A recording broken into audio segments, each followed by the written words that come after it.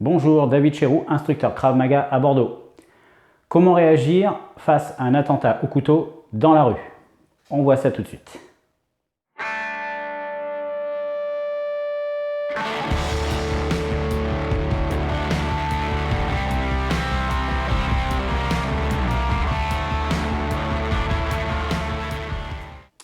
Lorsqu'on pose la question à quelqu'un ou à des gens, comment tu réagirais si tu étais témoin d'un attentat, au couteau en tout cas, la première réaction c'est je m'enfuis, je me cache, voilà, c'est la première réaction. Et ce qui est étonnant, c'est que personne n'ose dire peut-être que je tenterai quelque chose.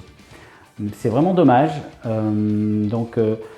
Les gens disent oui, mais toi tu fais du Krav Maga, tu peux faire quelque chose. Pas forcément. Quand on fait du Krav Maga, on n'est pas Superman, on n'a pas de super pouvoir. Par contre, on a des outils qui nous permettent de nous dire, de tous les gens qu'il y a là, je suis peut-être la seule personne à avoir un bagage qui nous permette de faire quelque chose. Parce qu'il y a quand même quelqu'un qui est en train de se faire agresser, voire de se faire tuer. Et ça serait sympa d'aller lui donner un coup de main.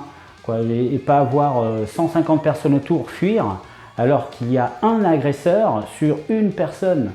150 personnes, allez j'exagère, on va dire 50 personnes mettons autour qui fuient alors qu'il y a un agresseur avec un couteau sur une personne. Moi je trouve ça complètement immoral. Alors j'ai déjà dit dans d'autres vidéos, je m'insurge un peu là-dessus, mais pour moi l'être humain est lâche, mais lâche au dernier degré. Et je trouve dommage qu'il faille aller s'entraîner à avoir du courage pour réaliser qu'on peut faire quelque chose, alors que c'est de la logique élémentaire. Si on est 25, si on est 10, si on est 5, si on est 3, on peut faire quelque chose.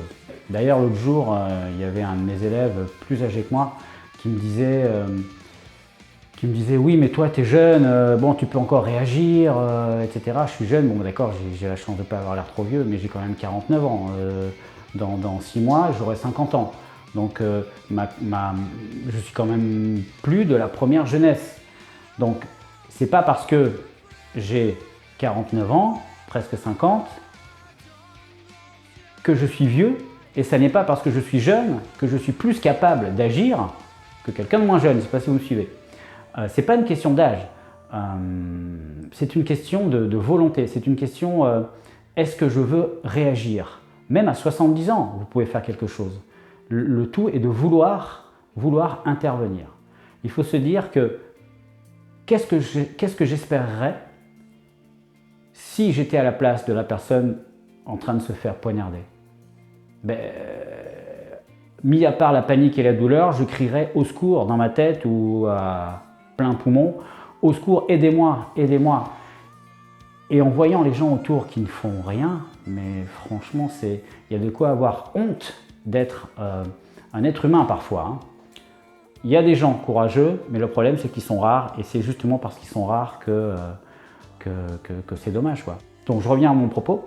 Hier, pas plus tard qu'hier, j'ai fait faire un exercice là-dessus, juste pour tester mes élèves sur la façon dont ils réagiraient s'ils étaient témoins d'une attaque au couteau face à quelqu'un qui, gratuitement, ils sont en terrasse, tranquillement assis à boire un verre, et puis ils voient quelqu'un poignarder quelqu'un, comment ils réagiraient? J'ai été surpris de voir qu'aucun n'a réagi, on va dire, comme il aurait fallu. Ils se sont tous précipités comme des super-héros, j'ai envie de dire, comme des héros, sur l'agresseur, en essayant de le frapper, de l'immobiliser, de le bloquer, d'arrêter le couteau, etc. Résultat, ils se sont tous fait piquer, couper ou je ne sais quoi. Donc il ne faut jamais se précipiter comme ça sur un couteau en essayant de bloquer le coup. C'est lorsque vous avez en face de vous quelqu'un qui est déterminé à tuer, ne vous attendez pas, lorsque vous avancez vers lui, à ce qu'il recule. C'est le réflexe, c'est la croyance et en tout cas l'interprétation qu'on a lorsqu'on veut intervenir. Mais on n'est pas dans la tête de l'agresseur. À l'entraînement, oui, on vous attaque, l'autre naturellement, hop, il va esquiver et puis il y a une espèce d'affrontement, de combat qui se met en place. Mais lorsqu'une personne a décidé de tuer, comme les agressions gratuites qu'on voit en ce moment dans la rue, il n'en a rien à foutre, celui qui est en face. Il a un couteau dans la main, ce qu'il veut c'est tuer. Donc il va attaquer le premier. S'il y en a un ou plusieurs autres qui arrivent de face, face à lui, qu'est-ce qu'il va faire? Au moment où vous allez vouloir l'attraper, ben lui, il va vous rentrer dedans. Il va accepter la confrontation, sauf que lui, il a un couteau. Et vous ne vous en sortirez pas si vous agissez de cette manière. Donc la meilleure façon, c'est de s'adapter. Et s'adapter, c'est comme je disais dans une vidéo précédente, être conscient de son environnement. Il faut se servir de ce que l'environnement peut vous apporter. Vous allez regarder l'exercice et je vous en reparle après.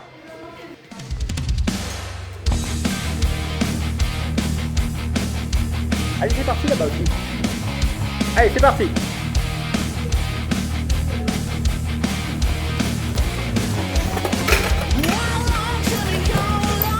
Allez, on l'isole, on la bloque. Restez à distance, bloquez-la, bloquez-la, bloquez-la. Ok, super, top, c'est bien.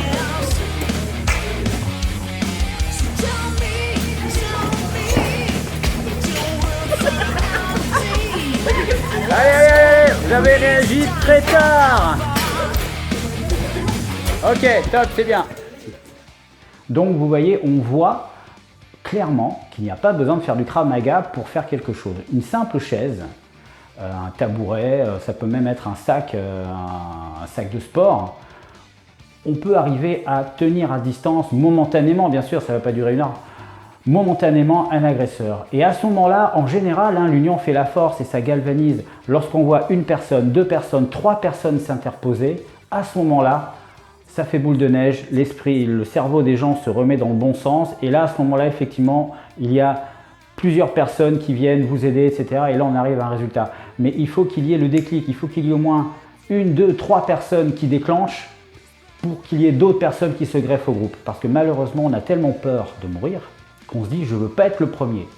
Donc je veux qu'il y en ait un qui prenne le risque à ma place. Et puis comme ça, s'il y en a un et un deuxième et un troisième qui prend le risque, moi j'ai encore moins de risque de me faire piquer, donc je vais aller donner un coup de main. Et bien soit c'est à demi courageux, à demi lâche, mais mais faire quelque chose. C'est ça l'objectif. Quand on est dans la rue, quand on est dans une terrasse de café, on est conscient de son environnement. Et quand on assiste à quelque chose comme on a vu il y a quelques jours, dans ce cas-là, on va se servir de tout ce qui est à notre portée. Ça peut être une bouteille, ça peut être un balai. Comme je disais à mon cours hier, ça peut être un cajot de fruits et légumes parce que vous êtes à côté d'un primeur. Voilà, balancez-lui quelque chose à la tête, déjouez son attention pour que, au bout du compte, la première victime, malheureusement, il faudra qu'elle ait de la chance pour s'en sortir parce qu'on ne peut pas prévoir la première agression. Par contre, on peut intervenir sur la deuxième.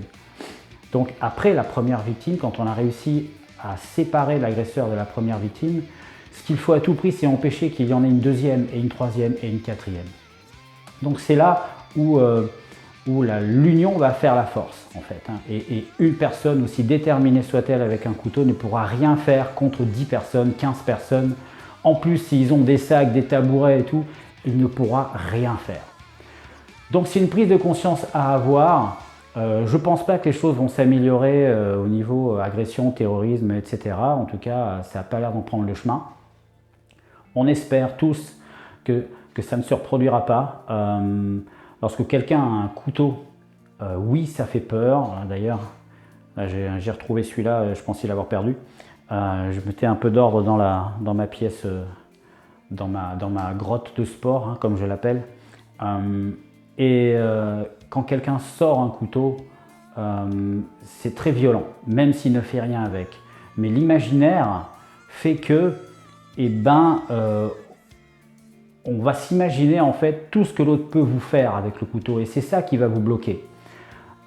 Alors que, même si, alors j'ai eu des commentaires sur certaines de mes vidéos où on dit ouais, de toute façon, contre un couteau, tu peux rien faire, et puis si tu crois que tu peux faire quelque chose, tu es un mytho, etc.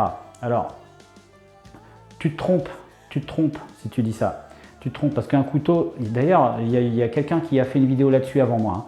Et un couteau, c'est quoi? C'est un prolongement du corps. Je ne fais que paraphraser ce qu'il a dit. Mais un couteau, c'est un prolongement du corps. Que je te lance un coup de poing ou que je te lance un coup de couteau, si je fais ça, ça va changer quoi? C'est le même mouvement, sauf qu'il faut que je tienne compte de la distance de la longe.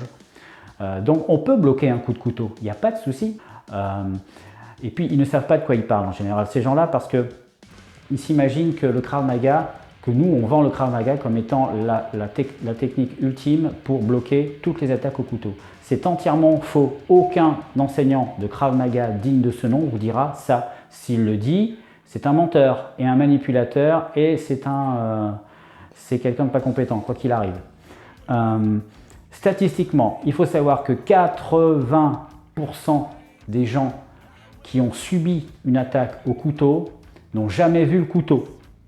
Ça, c'est une chose claire. Ça veut dire que nous, en Krav Maga, on travaille sur les 20% qui restent.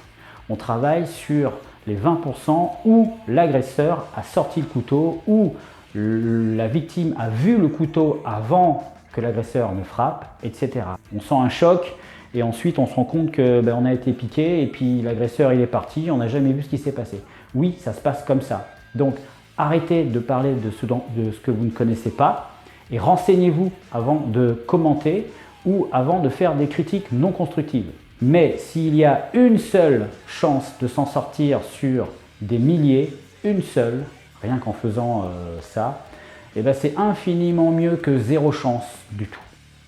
Ça, c'est ce que je pense. À bientôt.